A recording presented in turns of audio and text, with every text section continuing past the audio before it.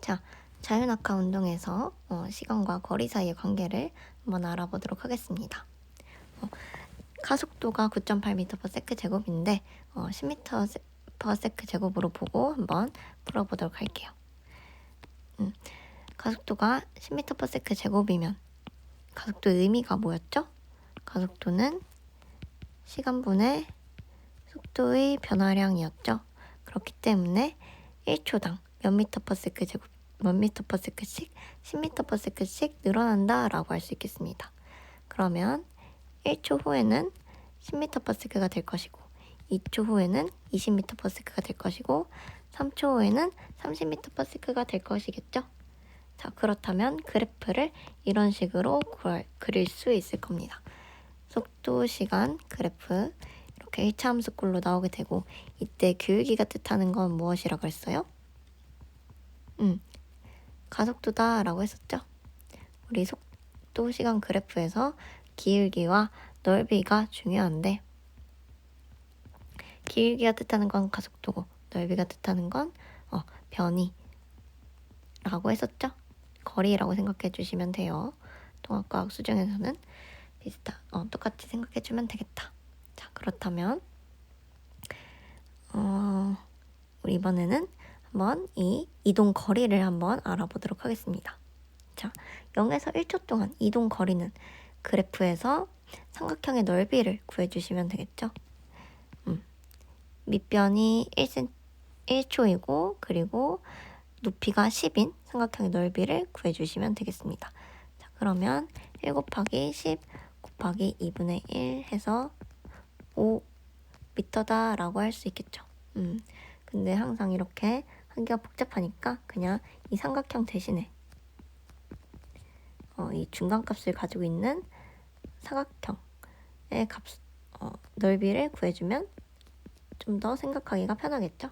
그래서 1 곱하기 5다 라고 생각해 주시면 되겠습니다. 그러면 0에서 1초 동안 이동한 거리는 5m다 라고 할 수 있겠죠. 좋습니다.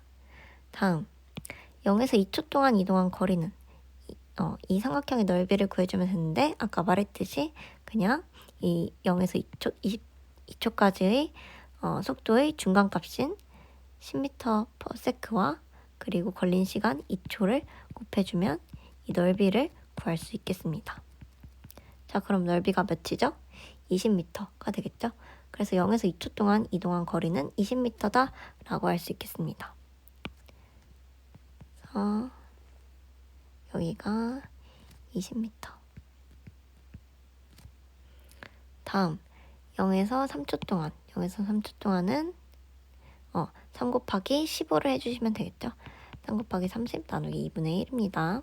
3 곱하기 중간값인 15를 해주시면 되겠다.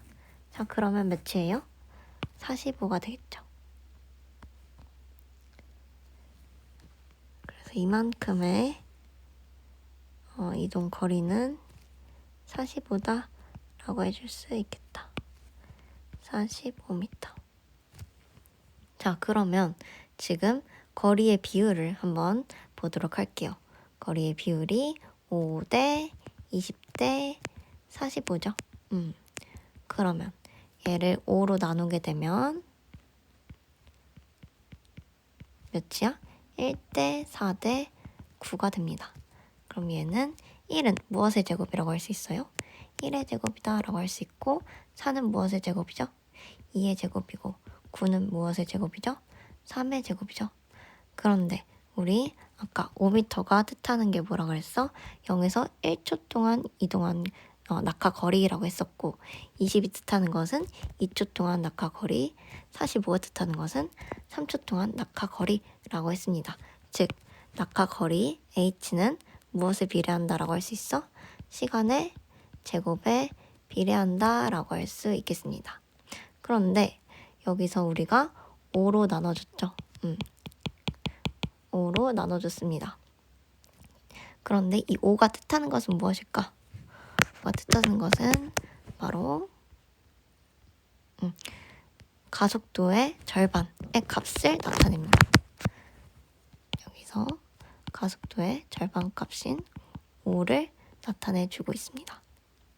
즉, 이 낙하 거리는 2분의 가속도 곱하기 시간의 제곱이라고 할 수 있고, 지금 중력 가속도가 A에 들어가면 되겠죠. 그래서 2분의 1 GT 제곱이 바로 낙하 거리다 라고 할 수 있겠습니다.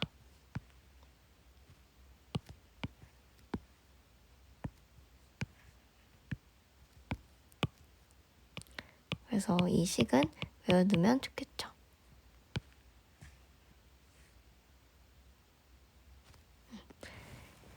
그래서 중력 자유낙하 운동에서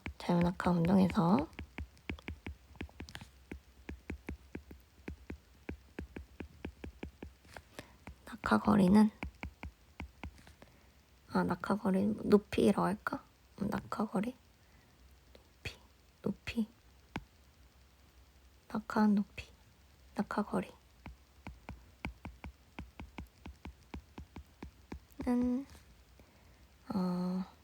중력 가속도의 절반 곱하기 시간 제곱에 비례한다.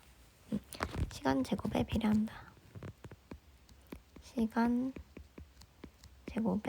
비례한다 라고 할 수 있겠다. 그래서 이것도 이 사실도 외워두면 좋겠습니다. 걸린 시간입니다. 걸린 시간 제곱에 비례한다. 그리고 이제 또 아까 우리 삼각형을 사각형으로 본다라고 했었습니다. 이 삼각형을 넓이를 구할 때 사각형의 넓이를 구하면 쉽다라고 했었습니다. 근데 이 사각형에서 높이의 값은 무엇이었어요? 이 처음 속도와 나중 속도를 절반으로 나눈 값이었죠. 0에서 3초 동안의 0에서 3초 동안의 넓이를 구하기 위해서는 0과 30의 중간값인 뭐였어요? 15를 곱했었죠. 0과 30의 중간값인 15를 곱해서 45가 나왔었죠.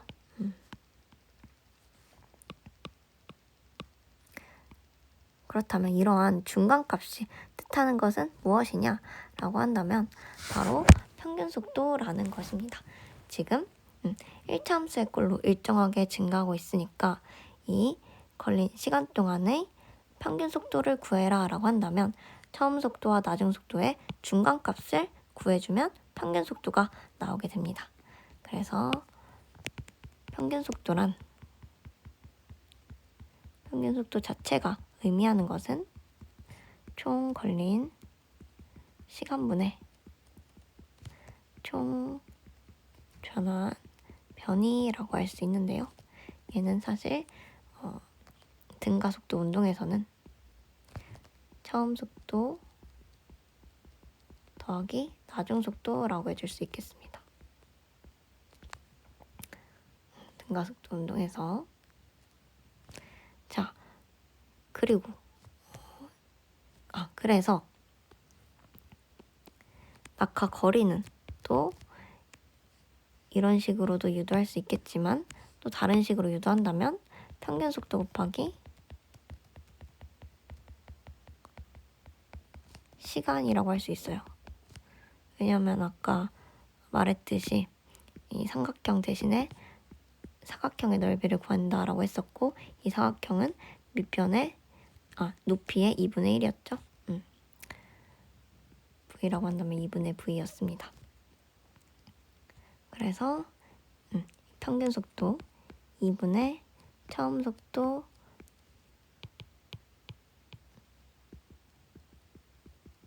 더하기 나중 속도라고 할 수 있고 여기에 시간을 곱한 값이다 라고 할 수 있겠다. 근데 자유낙하라면 초속도가 0이죠. 그렇기 때문에 V 처음이 0이 될 것입니다. 그럼 대입하게 되면 2분의 V 나중 속도 곱하기 시간만 해주면 되겠죠. 그렇다면 여기서 V 나중 속도를 가속도로 한번 표현해 봅시다. 우리 가속도의 정의에서 얘를 끌어오도록 할게요. 가속도의 정의는 시간분의 속도의 변화량이었죠. 그러면 나중 속도 빼기 처음 속도라고 할 수 있는데 지금 자유낙하 운동이니까 처음 속도가 빵이 되겠죠. 그래서 v 나중 속도는 양변에 t를 곱해주면 at가 되고 얘를 대입해주면 되겠습니다.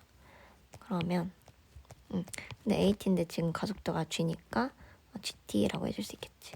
그래서 2분의 1 gt 제곱이 나오게 된다. 그래서 똑같은 거 확인할 수 있습니다.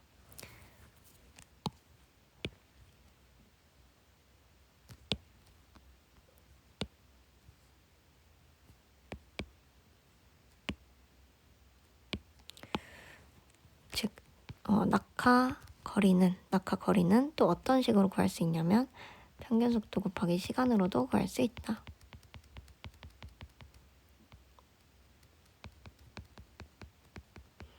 근데 사실 낙하 거리뿐만 아니라 등가속도 운동에서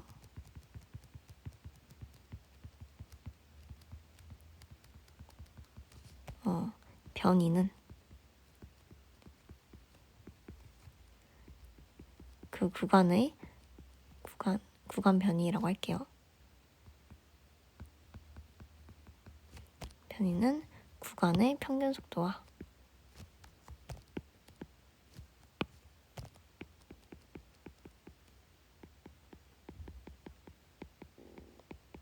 시간을 곱한 값이다 라고 할 수 있겠습니다.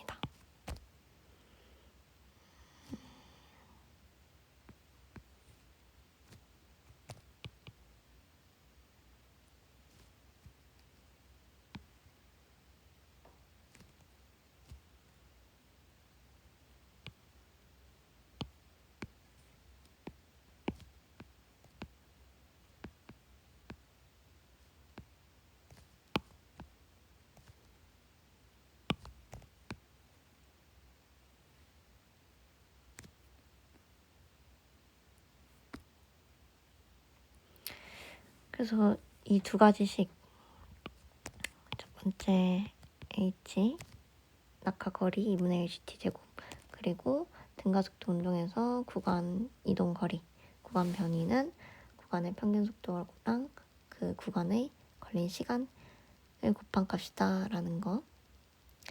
또 알아두면 좋은 식이 이제 여기서 나올 수 있는 식인데요. 얘를 다시 써보면 어떻게 쓸 수 있냐면, 만약에 처음 속도가 존재한다고 한다면 나중 속도는 처음 속도 더하기 가속도 곱하기 시간이라고 할 수 있겠죠. 그래서 이 식까지 외워두면 좋겠습니다. 그래서 이게 3번식. 네, 그래서 이렇게 추가 보충 강의를 마치도록 할게요.